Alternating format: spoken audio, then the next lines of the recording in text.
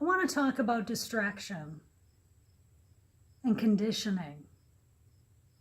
I want to talk about what we as a culture simply shouldn't have time for anymore, and about what we as a human race, as a planet, need to focus our attention on and need to solve. What we need to have time for. What we don't have time for are Nazis. We shouldn't have a place or a space in our culture for the existence of Nazis in 2017. We don't have time for hate. We shouldn't have a place, a space in our culture in 2017 for hate, for racism, intolerance, bigotry. We don't have time to focus our energy on a statue when there's suffering of unprecedented proportions occurring every moment of every day. At the hands of the greedy and the powerful, the vulnerable suffer. Yet our attention, our media, our social media, is focused on an outdated symbol of hate, bigotry, and slavery, a statue, and some Nazis. Now, a young woman died, and that's horrifically tragic, and we should all mourn for her and for the innocent people that were injured during that event in Charlottesville. It's very sad. The focus should be on the victims.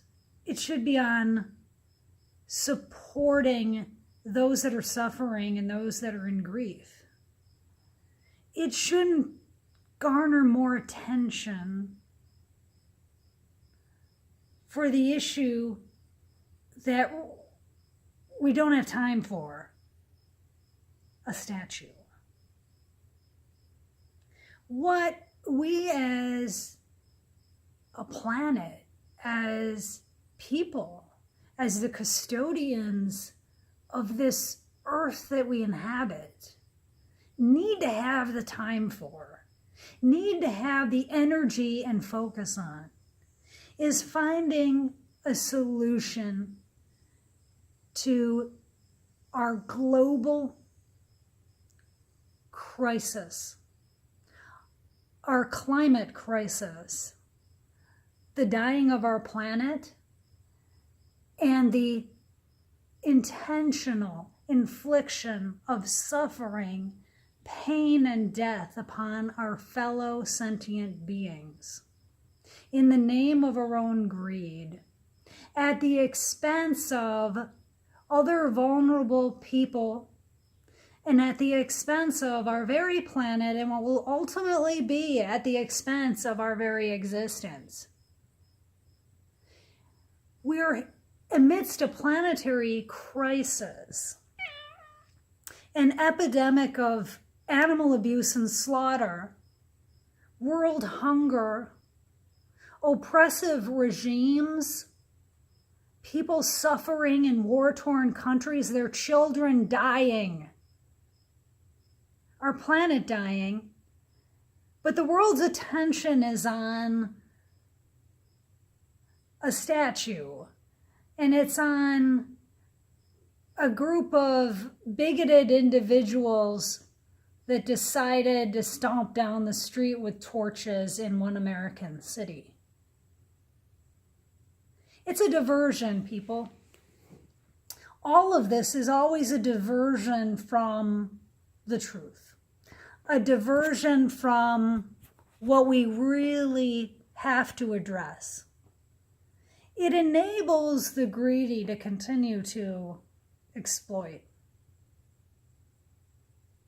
And I don't mean to talk to you all as a quote-unquote lefty or a socialist, But I'm talking to you as a humanist, as someone who believes in compassion and someone who believes in the need to protect the vulnerable, the need to end suffering, and the need that's really urgent at this point to take drastic intervention to save our very planet, to save our species and all the rest that inhabit this beautiful, beautiful planet that we call home.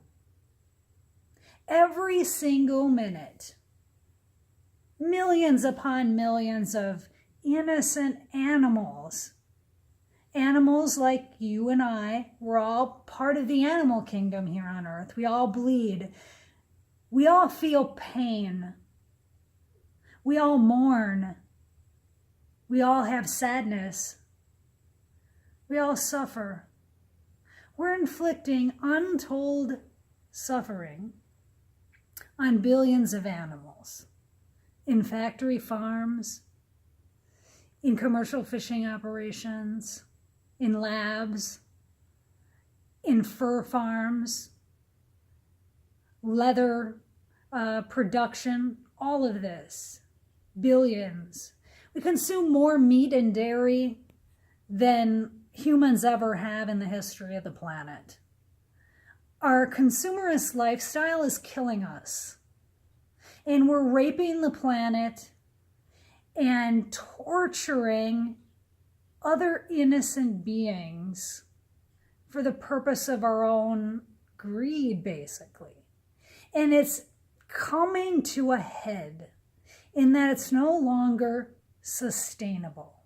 And sustainability is not just a buzzword.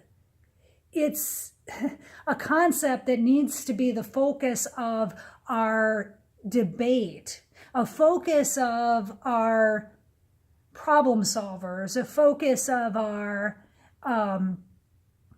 great minds on a daily basis, because this is the reality. I understand that scientists are saying that by the year 2040, this planet is going to be on the verge of basically planetary death, and humans will be on the verge of possible extinction because the planet will no longer be able to sustain us and our lifestyles at this pace. We can't eat meat and dairy 3 times a day and expect this planet to live. We can't continue to create suffering, pain, mourning, horror, fear, terror for innocent animals. And if you don't feel this way about animals already, look up footage of factory farms online. Watch animals in these conditions and watch how they suffer. Look into their eyes and see the commonality. Open your empathy. It's hard to do, it's scary, because it requires us to shed this cognitive dissonance that we have about human superiority and the idea that somehow other animals don't experience pain or suffering. Their suffering is on such a tremendous scale. And their suffering, the conditions that they're kept in, that causes their suffering, those conditions are creating environmental hazards that are destroying our oceans, that are causing despicable pollution in poor communities in the United States and elsewhere where factory farms are often located. The runoff is destroying the oceans, creating dead zones. It's the leading cause of global warming, which will come to a head basically in the year 2040, as I understand it. It is the single most significant cause of possibly the greatest catastrophe mankind will ever witness, and we're ignoring it. We're paying attention to a statue of a Civil War era racist. We shouldn't give racists the time of day. We need to be focusing on solution that's going to help people that are suffering, animals that are suffering, a planet that is screaming out in pain. That's where the focus needs to be. And if it's not, we're going to be in big trouble. We can't hang on to our consumer lifestyle in the way that we do now, okay? We can't continue to exploit animals in the earth and expect to survive. It's a simple fact. Environmentalists that are not part of the animal rights movement or are not paying as much attention as they need to be. They need to be making time for, in their efforts to save the planet, to focus on solutions that involve eliminating factory farming operations. Because unless that happens, this global warming crisis, and it's not a fraud, it's for real, folks. That's another thing that the people who are making money off of this without a concern for the planet, for people's children and grandchildren, and the fate of species on this planet, those are the ones that want to pull the wool over your eyes, pretend that global warming isn't real, pretend that this planet isn't on the verge of death, and pretend that animal suffering isn't worth your consideration. But it is, and it needs to be. We focus on symbols because the human mind likes symbols. And the human mind wants to attach to an us and them mentality. But we have to discard that mentality if we're going to ever make progress. What matters is the vulnerable among us and how we as compassionate people can open up our hearts, open up our brilliant minds to conceive of a world and come up with solutions where we can end torture and abuse of animals, where we can feed everyone healthy, sustainable, flavorful diets, where we can end world hunger by ending meat production, which takes resources that could be used to feed the planet, to feed our fellow human beings who are suffering. We need to pay attention to atrocities in war-torn countries where people and their children, their very vulnerable children, are suffering right now.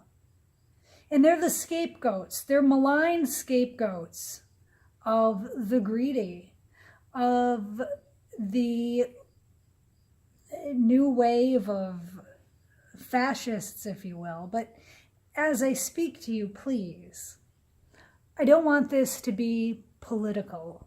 Some of my tone might sound that way. I might sound like a lefty, but what I want to really try to speak to is that this is about saving ourselves and ending suffering.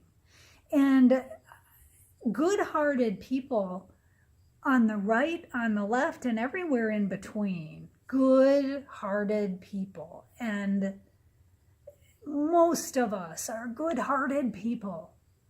Good-hearted people, if they see the problem for what it is, should want to come together for a solution. Good-hearted people don't want to see beings suffer untortured. Good-hearted people don't want to see their fellow human beings, innocent people. We're not talking about the governments of different countries. We're talking about the innocent people that wind up being the victims and pawns of warfare, of struggles for power and money that go on around the globe. Those people, those children in Syria didn't ask for this.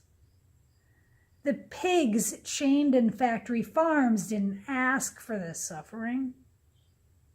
The children on the streets of Europe and the United States who have very little food, teenagers who've left their homes and are being sexually exploited, trafficked.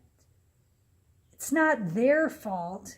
These vulnerables, the vulnerable people, the vulnerable animals, our vulnerable children, they are where our attention needs to be. We need to have time for them. We need to have time to end all of those atrocities. Don't tell me that we as a people, that we as a species can't step in to live in harmony with nature and to protect our fellow sentient beings on this planet and protect and take care of ourselves. If we have so much room to innovate, so much room for technology improvement constantly, so much room for more efficiently distributing meat products and other things that are compromising our environment and destroying the planet and causing such suffering, can't we come up with solutions that will end this suffering or at least minimize it? That day needs to come. I'm speaking from the heart right now. This might not be the most organized speech. Maybe this camera's jumping around and my arm's getting tired. I don't even have a selfie stick, but it's important we share these messages, that we speak from our hearts about what's important, and that we let our leaders know. And if our leaders won't do something, that we step up and become the leaders. The only thing that stands between oppression, hate, and real suffering for all beings is the absence of a good-hearted person standing up, a good-hearted person taking action. The absence of those good-hearted people doing what's right is what's allowing this suffering to continue. We need to break from our conditioning. Just because it's tradition to eat meat doesn't mean we need to. And quite frankly, your traditions of enjoying a picnic don't need to be compromised simply because one would elect to go vegan to protect suffering animals, prevent cruelty, and to help ensure that our earth survives. There are plenty of delicious foods, and part of the innovation right now is creating cruelty-free foods that people enjoy and getting them available at reasonable prices to people. Good-hearted people should be stepping up to aid that process. You need to take action now. Individuals can take action. Great movements are born of grassroots action. Discussing and debating the legitimacy of Donald Trump is old news. I know some might take issue with that statement, that maybe they either support him, and again, if you support him, I still want you to please listen to what I'm saying. But that's old news. The world actually, whether you support him or you don't, that a lot of people don't right now, the world is really spoken as to his illegitimacy, his instability. And yes, that needs to be dealt with. There needs to be the appropriate proceedings if there's an impeachable offense. Maybe he needs to consider resigning. But just because these things are going on, just because there is this sense of instability, doesn't mean that we turn a blind eye to the suffering.